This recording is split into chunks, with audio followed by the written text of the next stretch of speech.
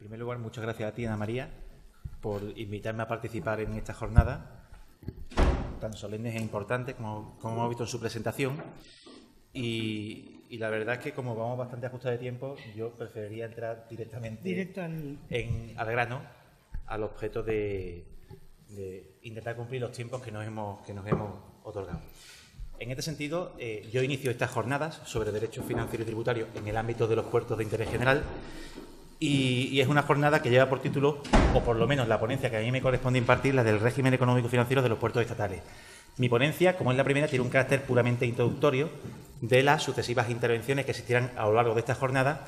y en las que se analizarán, como se desprende del programa, pues las principales instituciones y figuras jurídico-financieras de los puertos estatales.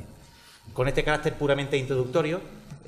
yo he organizado mi intervención en esta jornada en varios puntos. En primer lugar, en concretar cuál es el concepto de puerto cuyo régimen económico-financiero va a ser objeto de análisis a lo largo de esta jornada. En segundo lugar, en dar una visión muy general, pero a fin y a cuenta, una visión de la organización administrativa del tipo de puerto que nos ocupa, porque ello nos va a permitir conocer cuáles son las personas jurídico-públicas que intervienen en el mismo. En tercer lugar, también entendía que era preciso hacer una mención general sobre el dominio público portuario y los servicios de los puertos, dado que estas figuras tienen un papel clave o un papel crucial en el ámbito de las prestaciones que son exigibles en los puertos estatales. Seguidamente mencionaré cuáles son los principales sistemas de financiación de las infraestructuras portuarias para, renglón seguido, engarzar con lo que es el régimen económico-financiero vigente de los puertos de interés general, mencionando cuáles son las principales prestaciones económicas que se exigen en el mismo. Y, por último, concluiría haciendo referencia al denominado conflicto de las tarifas por servicios portuarios en la medida que constituye la exégesis o causa de la actual regulación de las prestaciones que se exigen en los puertos de interés general. En este sentido, quiero comenzar indicando que, aunque la ponencia se llama Régimen Económico-Financiero de los Puertos Estatales, realmente hay que precisar que no se refiere a todos los puertos estatales. Conviene comenzar aclarando, en este sentido, que nuestro ordenamiento jurídico distingue dos grandes tipologías de puertos por razón de su afectación. Por una parte, los puertos e instalaciones portuarias militares y, por otro lado, los de carácter civil. Los puertos e instalaciones portuarias de carácter militar se encuentran bajo la órbita competencial del Ministerio de Defensa y no son objeto de análisis en la presente ponencia. Los puertos civiles, por su parte, son objeto o pueden ser objeto de una segunda clasificación en función de la administración pública competente en la materia. De conformidad con los artículos 148.1.6 y 149.1.20 de la Constitución en relación con los estatutos de autonomía de determinadas comunidades autónomas, los puertos se suelen clasificar en función de la administración pública competente, ya sea el Estado o ya sea la comunidad autónoma. Concretamente, los puertos de competencia estatal civiles son los que serán objeto de análisis en la presente ponencia y son los que se denominan legalmente como puertos de interés general. Esta calificación proviene de que les son de aplicación algunas de las siguientes circunstancias: que en ellos se efectúen actividades comerciales marítimas de carácter internacional, que sus zonas de influencia afecten de manera significativa a más de una comunidad autónoma, que sirvan a industrias o establecimientos que son de interés estratégico para la nación, que su volumen anual y las características de las actividades comerciales que se desarrollan en los mismos alcancen niveles suficientemente relevantes o bien satisfagan necesidades que sean básicas para la economía nacional, y también aquellos en los que por sus condiciones técnicas o geográficas resulten de especial relevancia para la seguridad del tráfico marítimo, concretamente o de manera particular en los territorios insulares. Los puertos de competencia autonómica, por exclusión, son el resto de instalaciones portuarias de carácter civil, no calificadas evidentemente de interés general, que fundamentalmente se destinan a lo que es el refugio de buques y embarcaciones deportivas y pesqueras. Pues bien, esta ponencia se centra en lo que son los puertos de interés general, los puertos de competencia de la Administración General del Estado de carácter civil. Para ello es necesario conocer mínimamente cuál es su organización administrativa. En este sentido, las competencias que corresponden a la Administración del Estado sobre esta tipología de puertos están centralizadas en el Ministerio de Fomento. Pero para su ejercicio efectivo, desde la Ley de Puertos del Estado y la Marina Mercante de 1992, se crearon las entidades de derecho público, Puertos del Estado y las autoridades portuarias. Actualmente, de acuerdo con el Real Decreto Legislativo 2/2011 de 5 de septiembre, por el que se aprobó el texto refundido de la Ley de Puertos del Estado y la Marina Mercante, con la legislación vigente, a las autoridades portuarias les corresponde la gestión en régimen de autonomía de los puertos que tienen asignado y a Puertos del Estado, desde Madrid, lo que es la coordinación y control de eficiencia del sistema portuario de titularidad estatal. Por lo que se refiere a la naturaleza de estas instituciones o de estos organismos, hay que indicar que, por una parte, Puertos del Estado es un organismo público adscrito al Ministerio de Fomento Y, por otro lado, las autoridades portuarias son unas entidades de derecho público que gestionan los puertos con arreglo al principio general de autonomía funcional y de gestión, pero que están también vinculadas al Ministerio de Fomento a través de puertos del Estado. Por tanto, tanto puertos del Estado como las autoridades portuarias tienen la consideración de administraciones públicas al ser entidades de derecho público vinculadas o dependientes a un ministerio como es el de Fomento. Por lo que se refiere a las competencias de puertos del Estado, estas en la ley básicamente son las siguientes: ejecutar la política general del Gobierno en materia portuaria, así como el control y coordinación de eficiencia del sistema portuario de titularidad estatal, también coordinar con carácter general a los órganos de la Administración del Estado que establecen controles específicos en el ámbito portuario y también de los distintos modos de transporte de competencia estatal desde la perspectiva puramente portuaria. Asimismo, la formación, la promoción de la investigación y del desarrollo tecnológico en todas aquellas materias que están relacionadas con la logística, la gestión y la ingeniería portuaria, y asimismo procurar el desarrollo de sistemas de medidas y técnicas operacionales en oceanografía y en climatología marítima, que son después imprescindibles para el diseño, planificación y construcción de las áreas y las infraestructuras portuarias. Y por último, también tiene encomendado lo que es la planificación, coordinación y control del sistema de señales marítimas de titularidad del Estado, así como el fomento de la formación, la investigación y el desarrollo tecnológico en esa materia. En el caso de las autoridades portuarias, que son las que están físicamente en los puertos, la ley también le atribuye una serie de competencias concretas, como son la prestación de servicios generales y el control y coordinación de los servicios portuarios, la ordenación de la zona de servicio del puerto y de los usos portuarios, la planificación, proyectos, construcción y explotación de las obras y servicios de los puertos, así como de las señales marítimas, la gestión del dominio público portuario y de señales marítimas que tienen adscrito, igualmente la optimización de la gestión económica y del patrimonio y los recursos económicos que tienen asignados, el fomento del desarrollo de las actividades comerciales e industriales en el ámbito portuario, la coordinación de las operaciones de los distintos modos de transporte y, muy importante, la ordenación y control de las operaciones de tráfico portuario, sean marítimos o terrestres. Por lo que se refiere a su organización, en la vigente legislación, el ente público Puertos del Estado se estructura en torno a dos tipos de órganos, unos que son de gobierno y otros que son de asistencia. Los órganos de gobierno de Puertos del Estado son el Consejo Rector y su presidente, mientras que el órgano de asistencia es el denominado Consejo Consultivo de Puertos del Estado. En el caso de las autoridades portuarias, la ley establece tres tipos de órganos para estructurarlas, que son los de gobierno, los de gestión y los de asistencia. Los órganos de gobierno son el Consejo de Administración y el presidente. Los órganos de gestión aparecen encarnados en la figura del director y el órgano de asistencia e información al presidente es el Consejo de Navegación y Puerto de cada autoridad portuaria. Delimitada lo que es la organización administrativa de los puertos de interés general, hay que hacer una sucinta mención a lo que es el dominio público portuario y los servicios de los puertos, porque, como veréis a lo largo de esta jornada, tienen un papel clave en las prestaciones que se exigen a los particulares. En este sentido, los puertos de interés general forman parte del dominio público marítimo terrestre e integran lo que legalmente se llama el dominio público portuario estatal. Se rige por la vigente legislación de puertos, pero supletoriamente por la ley de costas. La ley de puertos indica que pertenecen al dominio público portuario estatal las obras, los terrenos y las instalaciones fijas que se afecten por el Estado al servicio de los puertos, también las obras e instalaciones fijas que las autoridades portuarias adquieran por expropiación, así como las que adquieran por compraventa o por otro título, siempre que sean debidamente afectadas al servicio portuario, las obras que el Estado y las autoridades portuarias realizan sobre el dominio público portuario, también las obras e instalaciones fijas que realizan los concesionarios cuando se extingue la concesión y revierten a las autoridades portuarias, también los terrenos, las obras y las instalaciones fijas al servicio del servicio de señalización marítima cuando así estén afectadas. Y, muy importante, también está en el dominio público portuario los espacios de agua comprendidos en la zona de servicio del puerto. La ley prevé tres tipos de títulos administrativos que habilitan para utilizar privativamente el dominio público portuario. Por una parte, la autorización de manial, por otra parte, la concesión de manial y, en última instancia, el contrato de concesión de obra pública portuaria. Están sujetas a autorización de manial lo que es la utilización de las instalaciones portuarias fijas a través del buque, el pasaje y la mercancía.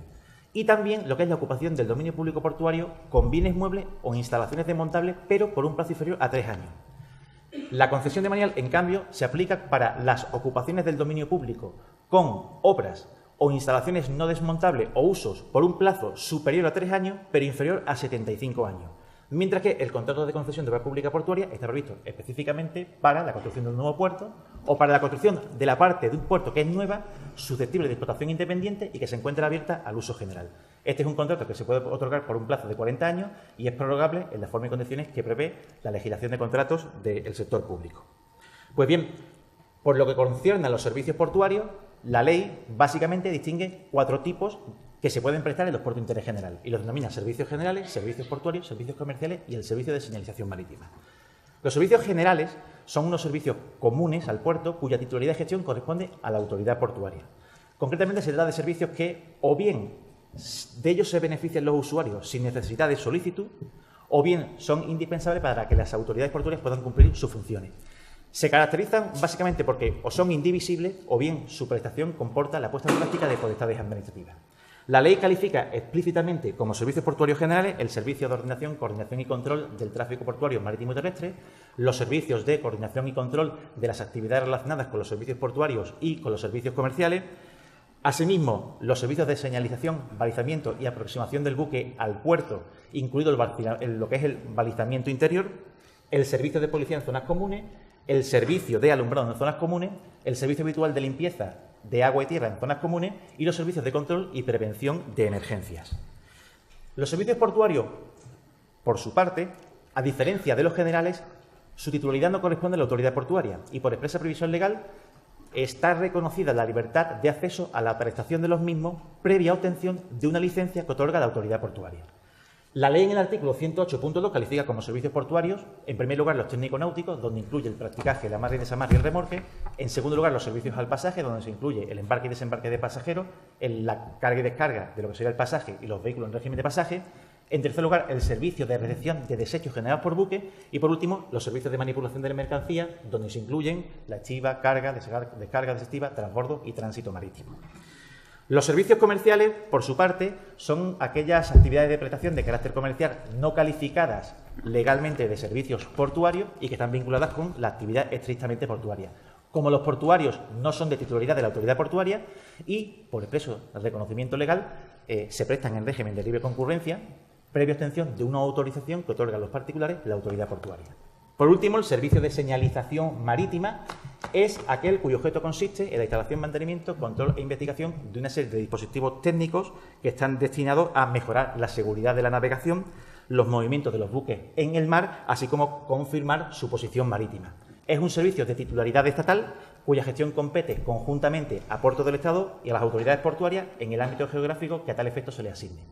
Este servicio también incluye, y esto es una novedad reciente, en concreto, el control y lo que es la ayuda al tráfico marítimo costero, cuya gestión corresponde a la Sociedad Estatal de Salvamento y Seguridad Marítima.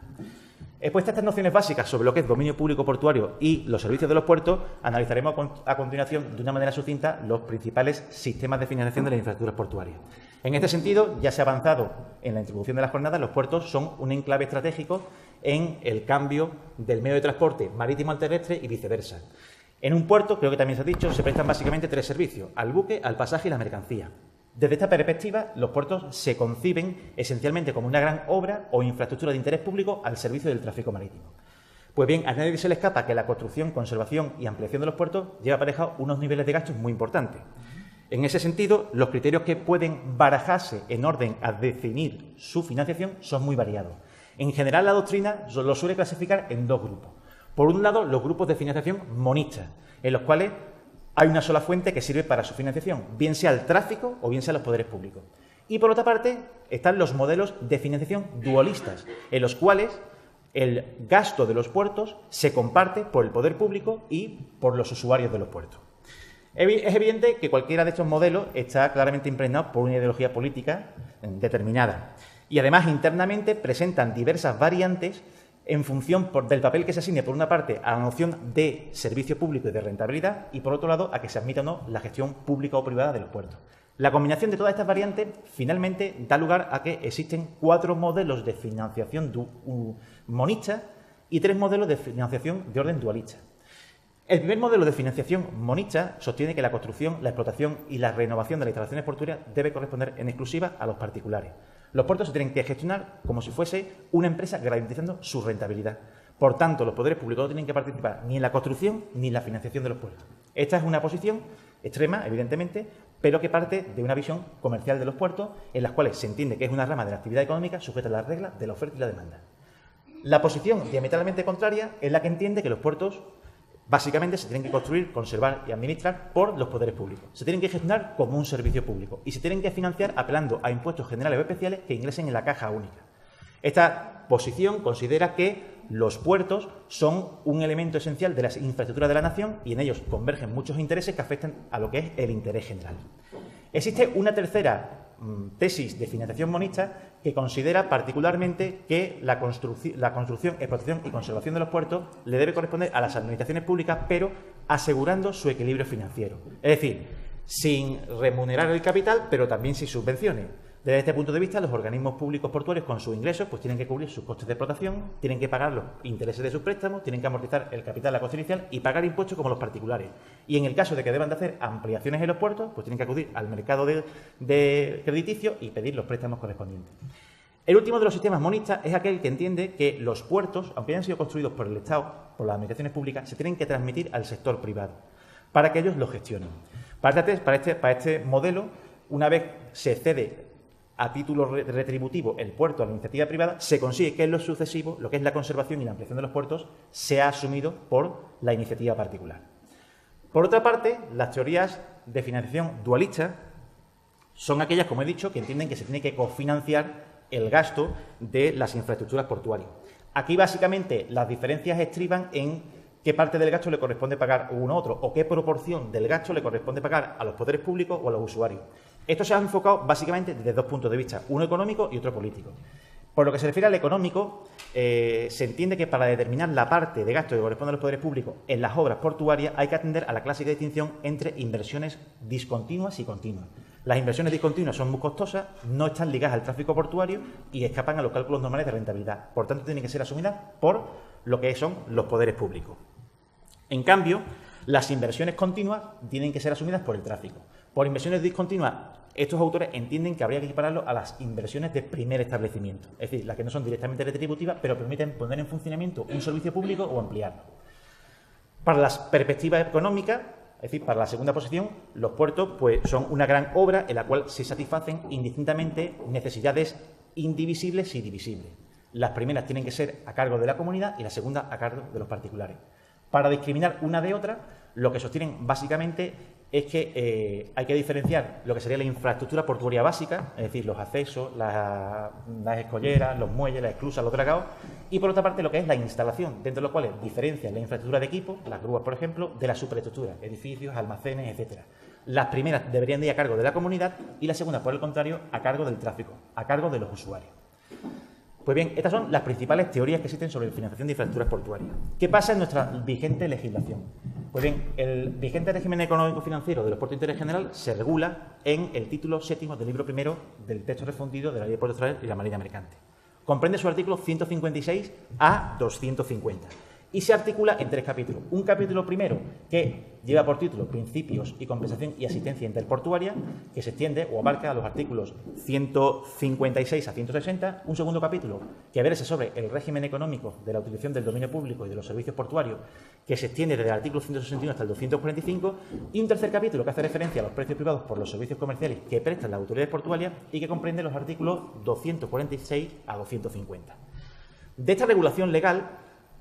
resulta que el régimen económico-financiero de los puertos estatales se caracteriza por una serie de principios y objetivos que son fundamentalmente el principio de autofinanciación del sistema portuario, el principio de autonomía de gestión financiera de los organismos públicos portuarios,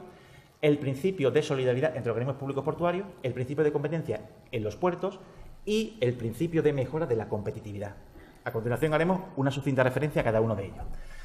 Comenzando por el principio de autofinanciación del sistema portuario. El vigente régimen económico-financiero de los puertos de interés general se rige por el principio de autosuficiencia financiera,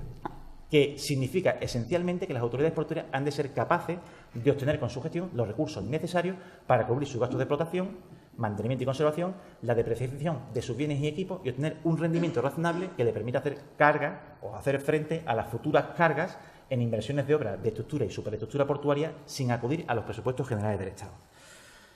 Con arreglo a este principio, con arreglo al principio de autosuficiencia financiera, resulta que el régimen actual vigente se inscribe en un modelo de financiación monista de corte privado. Y ello significa que es el tráfico portuario el que tiene que hacer frente al coste de sostenimiento del sistema portuario de titularidad estatal en su integridad. Es decir, son los usuarios los que, empleando el dominio público portuario o los servicios y pagando los correspondientes tributos o precios privados, tienen que aportar los recursos necesarios para soportar el gasto portuario. Este principio de suficiencia financiera se sostiene en el llamado concepto de la rentabilidad. Concepto de rentabilidad que la ley plantea dos facetas, la rentabilidad de cada autoridad portuaria y la rentabilidad del sistema portuario de titularidad estatal. La rentabilidad de cada autoridad portuaria se fija anualmente en el plan de empresa que la autoridad portuaria concreta pacta con Puertos del Estado, mientras que el objetivo de la rentabilidad del sistema portuario de titularidad estatal por ley se fija en el 2,5%, aunque se reconoce que puede ser modificado por la Ley de Presupuestos Generales del Estado o por otra ley que se apruebe a tal efecto. Adicionalmente, hay que hacer constar que el objetivo de garantizar la autofinanciación del sistema portuario también se está tratando de conseguir reduciendo el gasto público portuario mediante la promoción de la participación privada en la financiación de las superestructuras e infraestructuras portuarias. La ley vigente contiene muchas medidas que están destinadas fundamentalmente a promover que los particulares inviertan en los puertos. Entre las más relevantes nos encontramos con, primero, la ampliación del plazo de duración de las concesiones hasta 50 años y la flexibilización de las condiciones para otorgar prórroga si van aparejadas a inversiones en los puertos. Asimismo, la regulación concreta del contrato de concesión de obra pública portuaria, que permite una duración de hasta 40 años con prórrogas. Asimismo, reconociéndose a los particulares la posibilidad de acceder a prestar servicios y actividades económicas en el marco de los puertos,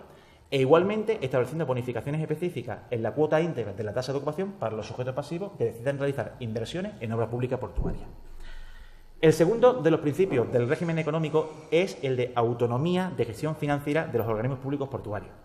Como regla general, los organismos públicos portuarios se tienen que autofinanciar con sus recursos sin percibir asignaciones de los presupuestos generales del Estado. Por esta razón, los recursos económicos de los puertos están afectados al sostenimiento del coste integral de este servicio. Esto en parte justifica que Puertos del Estado y las autoridades portuarias tengan autonomía para administrar y gestionar estos recursos. Ahora bien, que la ley reconozca a los organismos públicos autonomía para gestionar estos recursos no significa que ellos tengan la capacidad de decidir unilateralmente el destino de los mismos. Al contrario, la aplicación efectiva de estos recursos está encuadrada en una actividad planificada de carácter central. Es más, en la Ley de Puertos del Estado y la Marina Mercante se regulan una serie de instrumentos destinados a este fin, como son el marco estratégico del sistema portuario de titularidad estatal, el plan estratégico de cada autoridad portuaria, el plan director de infraestructuras del puerto y, fundamentalmente, el plan de empresa de cada autoridad portuaria. En tercer lugar, está el principio de solidaridad entre los organismos públicos portuarios. La ley concibe a Puertos del Estado y a las autoridades portuarias de una forma ciertamente idílica, es decir, entiende que actúan de manera coordinada, gestionando todos los puertos que hay en el territorio español, y de esta manera, pues cada autoridad portuaria es un eslabón situado estratégicamente en la costa que, además, circula todas las costas, todas las autoridades portuarias, y con ello garantizan pues, la prestación de una serie de servicios de manera uniforme a todos los usuarios. Esta idílica situación del sistema portuario estatal presenta muchas debilidades, entre otras razones por las características singulares de cada puerto. Y una de las debilidades más importantes es que hay muchas autoridades portuarias que no son rentables, es decir, que no tienen un resultado positivo, que no se autofinancian. Pues bien, el principio de solidaridad entre los organismos públicos portuarios lo que persigue fundamentalmente es que las autoridades portuarias con menos recursos económicos puedan seguir invirtiendo para ser competitivas y de esta manera equilibrar los servicios que presten el sistema portuario en su totalidad. Para ello la ley pues, articula una serie de instrumentos, algunos de los cuales se van a analizar esta jornada, como son el Fondo de Compensación Interportuaria, el Fondo Financiero de Accesibilidad Terrestre Portuaria y los convenios de financiación y asistencia y de normalización financiera. En cuarto lugar está la competencia en los puertos de interés general. En los puertos la competencia se enfoca desde dos perspectivas, la competencia interportuaria y la competencia intraportuaria. La competencia interportuaria es la existente entre distintos puertos, sean nacionales o extranjeros. Es decir, pues la competencia de la Autoridad Portuaria de Vigo con un puerto de Portugal o con un puerto autonómico. La competencia intraportuaria es aquella que tiene lugar entre los distintos operadores que actúan dentro de un mismo puerto de interés general. Pues bien, en la ley, a Puertos del Estado se le encomienda la función de promover y garantizar la competencia interportuaria, mientras que a las autoridades portuarias se le atribuye el papel de garantizar la competencia intraportuaria. Por último está el objetivo de la competencia entre puertos, el objetivo de mejorar la competitividad, que es un objetivo que se enmarca dentro de lo que es la concepción económica de los puertos. Los puertos se entiende que son unidades económicas que prestan unos servicios muy importantes porque son intercambiadores entre los modos marítimo y terrestre y viceversa, y por este motivo tienen que estar dotados de una organización eficaz que le permita actuar de una manera coherente en un sector, el del transporte, que es intensivo en capital y en el que el tiempo es un factor clave desde el punto de vista económico y de la competencia. Pues bien, La ley atribuye un papel proactivo, tanto al puerto del Estado como a las autoridades portuarias, para conseguir este objetivo. Y para ello, al servicio de este objetivo, pone dos elementos que son muy importantes: la tasa y las tarifas portuarias. Así, por una parte, la ley apodera expresamente a las autoridades portuarias para que fijen las tarifas máximas que pueden cobrar las empresas que prestan los servicios portuarios. Y por otro lado, también la ley la autoriza a fijar la cuantía de las tarifas que pueden cobrar las propias autoridades portuarias cuando prestan servicios comerciales. Por otro lado, con el objetivo de mejorar la competitividad y de potenciar y consolidar el papel de España como plataforma logística internacional, también prevé la ley que las autoridades portuarias, en su plan de empresa, puedan proponer, en primer lugar, unos coeficientes correctores a las cuantías básicas de las tasas del buque, el pasaje y la mercancía, y además bonificaciones a la tasa del buque y de la mercancía para justificar su importe en los casos previstos en el artículo 245 de la ley. Como se acaba de ver, el régimen económico-financiero de los puertos de interés general se inscribe en un modelo de financiación monista de carácter privado. Ahora bien, los distintos modelos de financiación de los puertos no son más que fórmulas concretas de asignar el gasto público. El gasto público, sin embargo, no puede existir sin los ingresos públicos. El gasto y el ingreso, al final, son las dos mismas caras de las caras de una misma moneda. Por tanto, cuando aquí se debate cómo se financian una infraestructura como son los puertos, en realidad se está planteando un tema en el que el derecho tributario tiene un papel capital. Y con ello entronco con los recursos económicos que sirven para financiar esos gastos portuarios. Actualmente en la ley estos recursos básicamente son dos: las tasas portuarias y los precios pagados por servicios comerciales. En el caso de las tasas portuarias, ya lo adelantaban en la jornada, la ley distingue cuatro modalidades, que son la tasa de ocupación privativa por la ocupación privativa del dominio público, la de actividad por la prestación de servicios y desarrollo de actividades comerciales en el ámbito portuario, también están las tasas de utilización por el uso común especial del dominio público y, por último, la tasa de ayuda a la navegación por el servicio de señalización marítima. Dentro de lo que son las tasas por utilización, a su vez, la ley distingue la T1, que es el buque, T2, que es el pasaje, T3, la mercancía, T4, pesca fresca, T5, embarcaciones deportivas y de recreo, y T6, que es la tasa por el aprovechamiento especial de zona de tránsito. La regulación de estas prestaciones económicas proviene esencialmente de la regulación implantada por la Ley 48/2003 de 26 de noviembre con efectos desde 1 de enero del año 2004. La exégesis de este texto legal deriva del llamado conflicto de las tarifas por servicios portuarios. Tenéis que tener presente que en el año 2003 las autoridades portuarias, bien por sentencia judicial firme o por sentencia pendiente de recursos, debían más o menos unos 65.000 millones de las antiguas pesetas. Este problema tenía, a su vez, su causa en la doctrina labrada por el Tribunal Constitucional sobre el concepto de prestación patrimonial de carácter público y sus relaciones con el principio de reserva de ley a la luz del artículo 31.3 de la Constitución. Desde que el Tribunal Constitucional dicta su sentencia de 14 de diciembre de 1995 y analiza lo que es la ley de tasa de precios públicos, os puedo asegurar que los tribunales españoles han socavado el régimen económico-financiero de los puertos de interés general, anulando todas las normas que se habían aprobado para fijar las cuantías de las prestaciones exigibles por vulneración del principio de legalidad en materia tributaria. Las claves de este fenómeno son variadas, pero para conocer por qué pasó esto y por qué está la regulación actualmente vigente, hay que hacer una sucinta referencia a los dos regímenes que han precedido al actualmente vigente.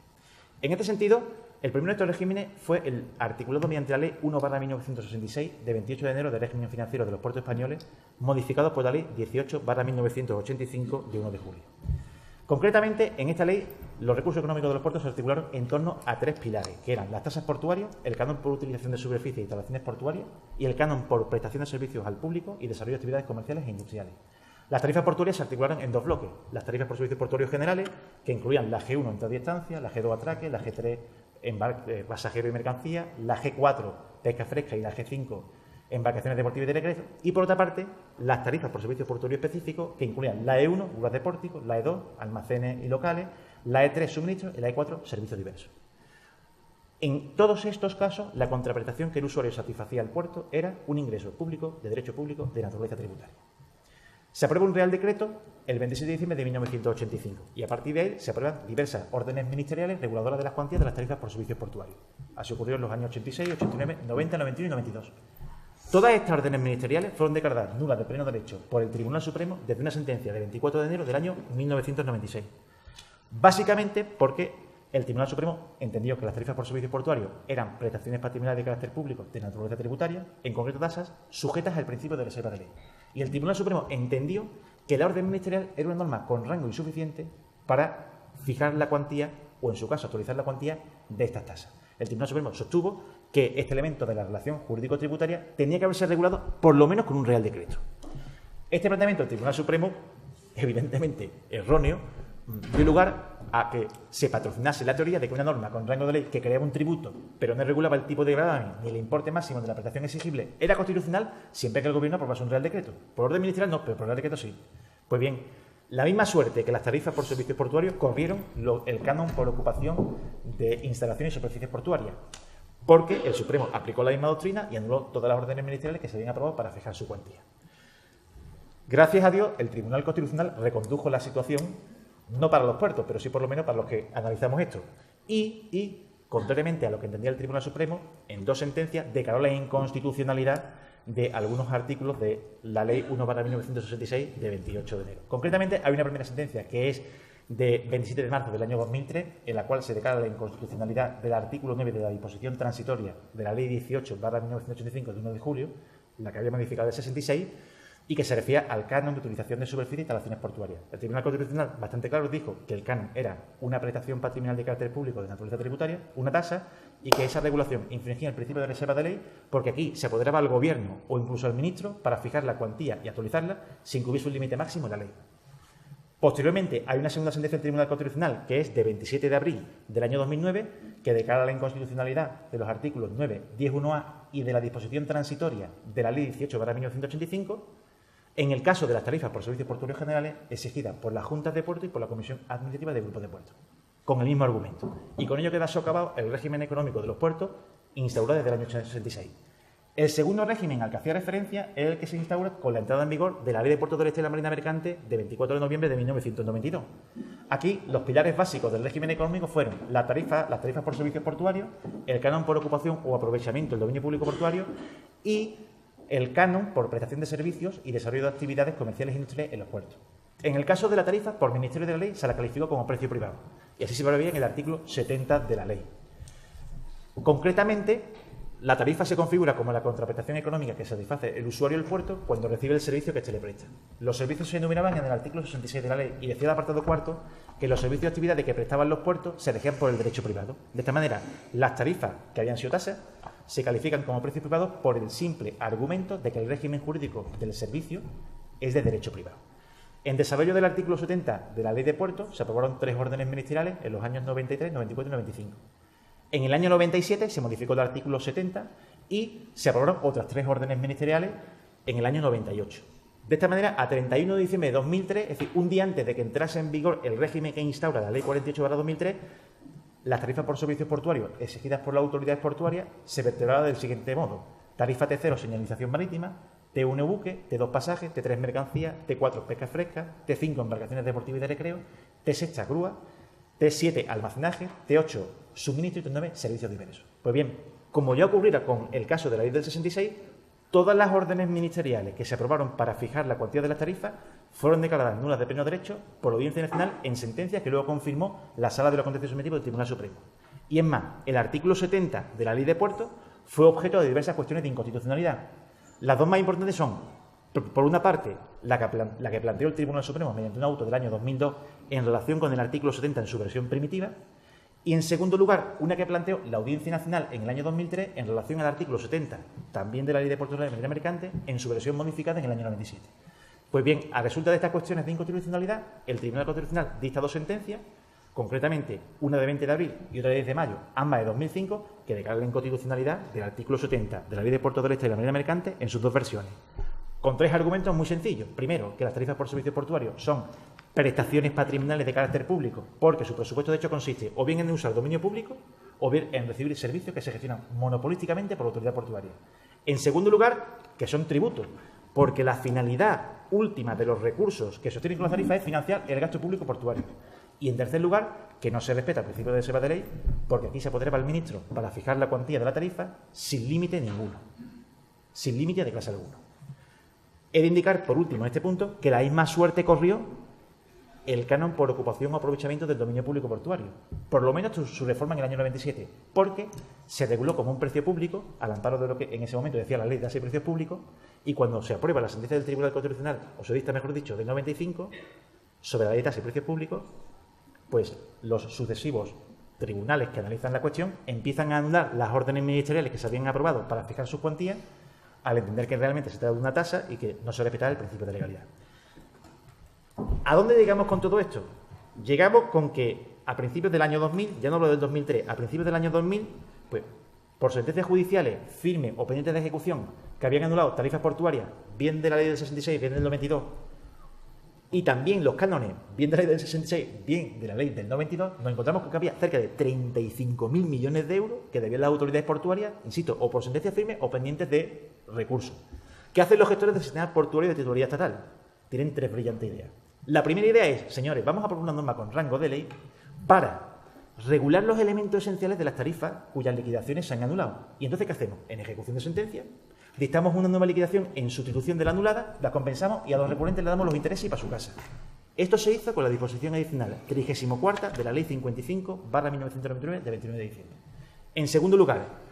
vamos a hacer una cosa, vamos a aprobar una norma con rango de ley que convalida el régimen jurídico de las tarifas portuarias y la orden ministerial del 98 directamente la elevamos a rango legal. Con ello, todas las liquidaciones que aprobemos pro futuro, mientras no se apruebe una ley de cobertura, ya tienen amparo legal. Y esto se hizo a través de la disposición transitoria segunda de la Ley 14/2000 de 28 de diciembre. Y en tercer lugar, a mi juicio, la decisión más sensata, vamos a promulgar una ley en la que de una vez por todas se adecúe el régimen jurídico de las tarifas y de los cánones portuarios a la doctrina del Tribunal Constitucional sobre el principio de reserva de ley. Esto es lo que tiene lugar con la promulgación de la Ley 48/2003 de 26 de noviembre. Pues bien, ¿cuáles son el resultado de estas tres medidas? La medida número 1, que era aprobar una norma con rango de ley para diseñar un sistema ad hoc de ejecución de sentencia mediante la que las liquidaciones de tarifas anuladas o de cánones se dictase una nueva liquidación, se compensara en el principal de la nueva con la debida, no se pagara un duro y solamente se reintegrase al usuario el interés de demora. Esto, como he dicho, se hizo en la disposición adicional 34ª de la Ley 55/1999 y se modificó en dos ocasiones, por la disposición adicional séptima de la Ley 14/2000 y por la disposición final segunda de la Ley 25/2006 de 17 de julio. Esto no solucionó el problema económico derivado del conflicto tarifario. ¿Por qué? Porque, por un lado, los usuarios empezaron a recurrir las nuevas liquidaciones y se abrió un descomunal número de litigios, pero es que, por otro lado, hubo determinados órganos jurisdiccionales que cuestionaron constitucionalmente la solución que se había adoptado. Y el Tribunal Constitucional finalmente declara la inconstitucionalidad de esa medida. Así, el apartado primero de la disposición adicional 34ª de la Ley 55/1999 se declara inconstitucional en una sentencia del Tribunal Constitucional de 18 de mayo del año 2009, en la cual se dice que se ha vulnerado el principio de seguridad jurídica contenido en el artículo 9.3, porque esas normas establecían la regulación de unas tarifas portuarias que eran prestaciones patrimoniales de carácter público, dotándolas de retroactividad auténtica, si concurriesen intereses generales que pudieran estimarse prevalentes. El resto de modificaciones que habían existido también se declaran inconstitucionales a través de tres sentencias, una de 15 de junio del año 2009, otra de 29 de junio del año 2009 y una tercera de 18 de octubre del año 2010. Con lo cual, la primera medida queda completamente desterrada.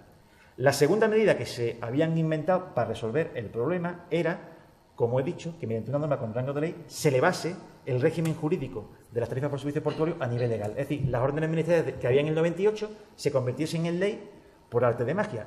Y de esta manera, mientras no se aprobase una ley de régimen financiero de los puertos, dar salida a todas las liquidaciones de tarifas que se estaban produciendo desde el día 1 de enero del 2001 en lo sucesivo. Pues bien, esto, como he dicho, se hizo en la disposición transitoria segunda de la Ley 14/2000 de 28 de diciembre. ¿Qué ocurre? Que cuando el Tribunal Constitucional en el 2005 dicta las dos sentencias y declara la inconstitucionalidad del artículo 70 de la Ley de Puertos en sus dos versiones, a partir de ahí el Tribunal Supremo dice: la disposición transitoria segunda no tiene ningún efecto convalidante. Ninguno. Y las liquidaciones nuevas que usted gira padecen los mismos defectos que tenían las anteriores. Con lo cual, todas las liquidaciones de tarifas por servicios portuarios giradas desde 1 de enero del 2001 hasta 31 de diciembre de 2003 son declaradas nulas de pleno derecho por el Tribunal Supremo, aduciendo, por un lado, que la norma legal que le daba cobertura se había declarado inconstitucional y que las órdenes ministeriales que habían servido para cuantificarlas, él las había declarado nulas de pleno derecho.